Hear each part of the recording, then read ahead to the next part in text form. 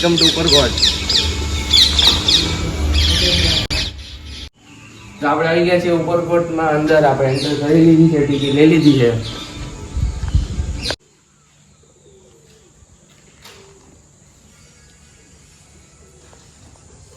એક વાત મસ્ત નહીં લાગી કે અહીંયા શ્રીરામનો ફોટો છે આપણા રામ ભગવાનનો અને તેનું મંદિર પણ.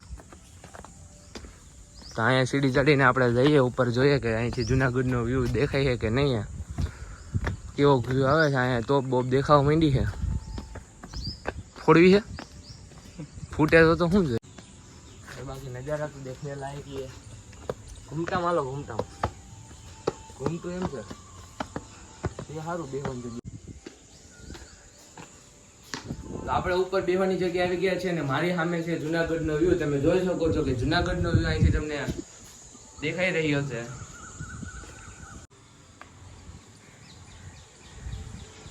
તો આપણે આવી ગયા ઉપરથી ઘૂમતાથી નીચે. તો અહીંયા આપણે તોફે જો કે ફૂટતી નથી, સોની જ છે. અહીંથી જુનાગઢનો ફૂલ વ્યૂ આવે છે.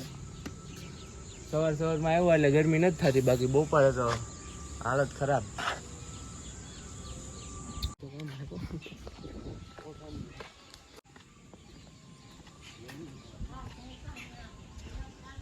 તો હવે અમે જાય છે નીચે. ઉપરકોટ લખેલું જે ફોન્ટ છે આપણે ત્યાં જાય, અહીંયા કંઈક વિડીયો ઉતારીએ.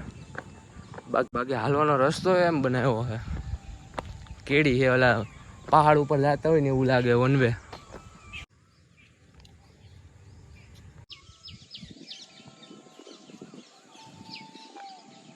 હા હતી નાની તોપ, અહીંયા આવી ગઈ મોટી તોપ. અહીંયા આખું તોપનું ફેમિલી છે. મોટી એટલે એના પપ્પા, નાની એની મમ્મી ને આ બે છોકરા. તો આ છે મહેલનો બહારનો વ્યૂ. અંદર જઈને વ્યૂ જોઈએ કેવો છે. રિનોવેશન કર્યું પછી થોડું સારું લાગ્યું છે. મારી સામે છે રાજા રાણીના લગ્નનો મંડપ. સાહેબ તો ઈ જ છે અહીંયા જઈને. તો છે મંડપ જ. આપને એમ હતું કે મંડપ નહીં હોય, પણ મંડપ જ છે. તો આ છે મહેલ. એની અંદર જોઈને જોઈએ મહેલ અંદરથી કેવો દેખાય, બહારથી તો સારો દેખાય છે. આવી ગયો કે મહેલની નીચે. અહીંયા બધી ઐતિહાસિક વસ્તુ અને તેની વિગત લખેલી છે. અહીંથી આપણે મહેલના બીજા માળે જોઈએ. સાવ ટોપ ઉપર તો જવા નથી દેતા, બીજા માળે સુધી જવા દઈએ.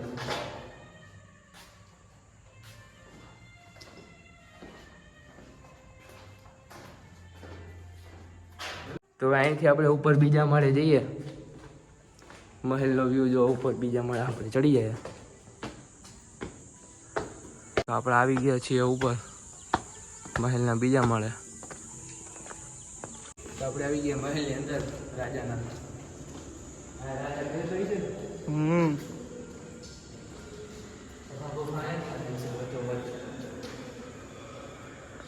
આમીની છે રાજાનું બેહવાનું સ્થાન. મહારાજા બેસતા બાકી મહેલનો લુક થઈ છે.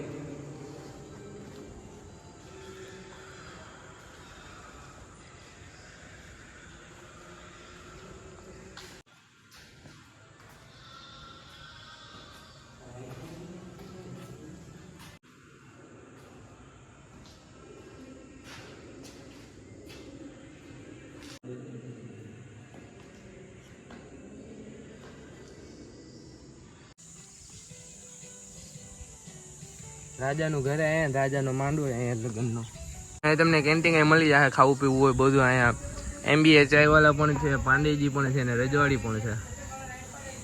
અહીં નીચે અડીકડી વાવમાં જવાનો રસ્તો છે, પણ જવું નથી ખોટું. પાછા પગથિયા ચડવામાં વીમો રહે, ગરમી થાય. બાકી સામે તમને દેખાય છે ગિરનારનો વ્યૂ.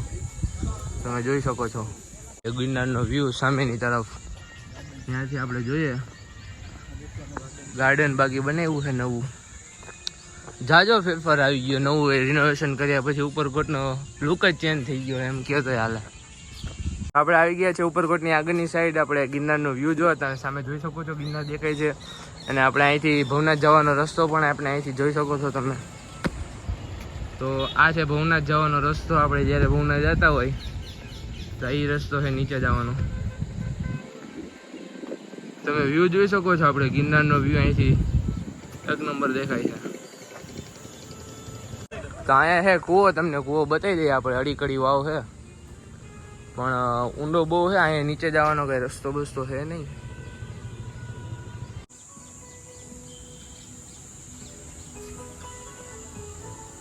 હાય ગાઈસ ટીડિંગ.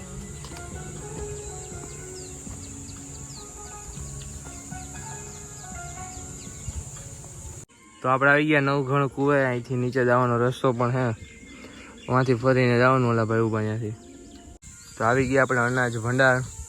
અહીંયા અનાજને સ્ટોર કરવામાં આવતો, અત્યારે તો કાચ મૂકી દીધા છે.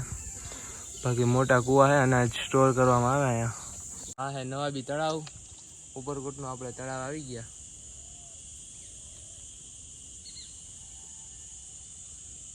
ગમે ત્યાં જાવ વ્યૂ એક નંબર જ આવે, વ્યૂ જોવાની જ મજા આવે. તો આપણી ભાષામાં કહીએ તો ઘૂમટું, ઘૂમટામાં જઈએ આપણે ઉપર જઈને વ્યૂ ચેક કરીએ કેવો આવે.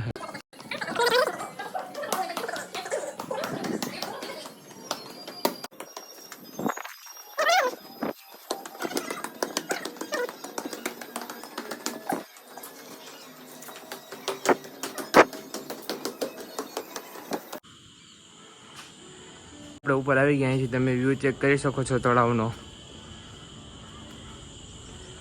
આ બાજુ તળાવ અને આ બાજુ આપણે જુનાગઢનો વ્યૂ. ત્યાં આપણે ઉતરી જઈએ બહાર. રસ્તો આવી ગયો બહાર જવાનો, અહીંથી ઘરે ભાગી. હવે ગરમી થઈ ગઈ ફૂલ. આવી ગયા ઉપરકોટની બહાર, તો અહીંથી આપણે ઘર તરફ ભાગી જઈએ. ગરમી થઈ ગઈ, વહેલા આપણે આવતા રહ્યા 12 વાગ્યા પહેલાં.